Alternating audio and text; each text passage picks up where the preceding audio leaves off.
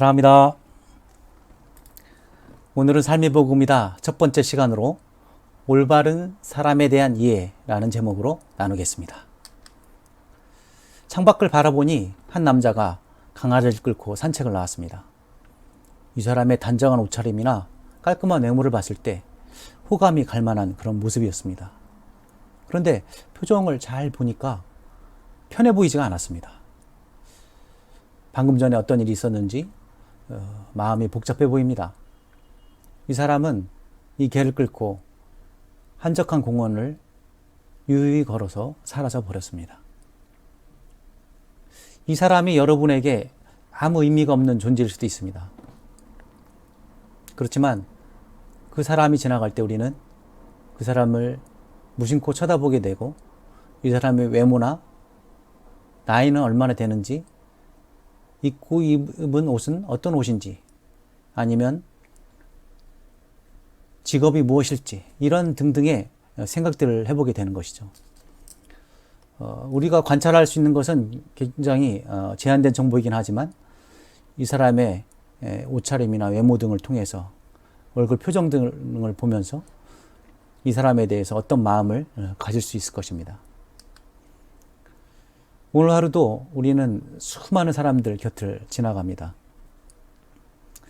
많은 사람들을 헤쳐가며 출근을 해야 되고, 또 집에 가면 가족들이 있으며, 직장에는 우리의 동료들이 있습니다.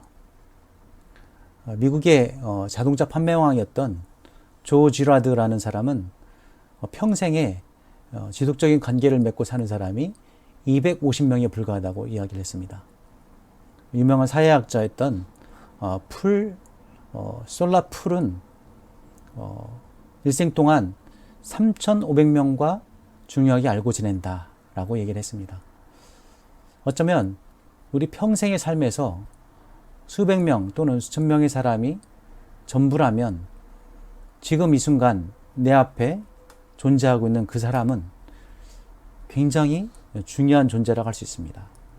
다시 말하면 이 만남은 기적과도 같은 것이죠.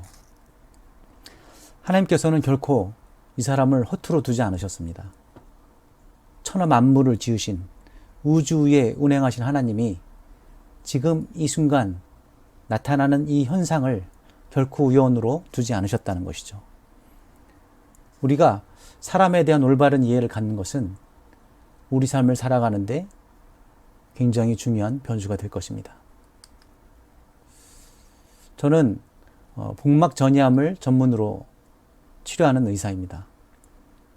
당연히 저를 찾아오는 많은 환자들은 남은 수명이 얼마 남지 않은 심한 분들입니다. 그분들이 저를 찾아왔을 때는 정말 한 가닥 실오라기 같은 그 희망을 잡고자 하는 심정으로 저를 찾아오게 되는데, 그분들의 이야기를 들여다보면 안타까움이 항상 넘치게 됩니다. 대화를 하는 가운데 환자분들은 많은 분들이 눈물을 흘리며 자신의 상태를 하소연하게 되죠. 저는 그 환자의 질병을 치료하기에 앞서서 이 사람의 마음을 헤아리기를 원하고 이분의 영적 상태가 어떤지를 먼저 생각하게 됩니다. 질병을 가진 그 환자는 질병을 치료하는 것이 중요한 것이 아니라 그 질병을 가진 그 환자를 내가 이해하고 그들에게 가장 필요한 것이 무엇인지를 생각하는 전체로서의 존재를 이해하는 그런 의사가 바로 올바른 의사인 것입니다.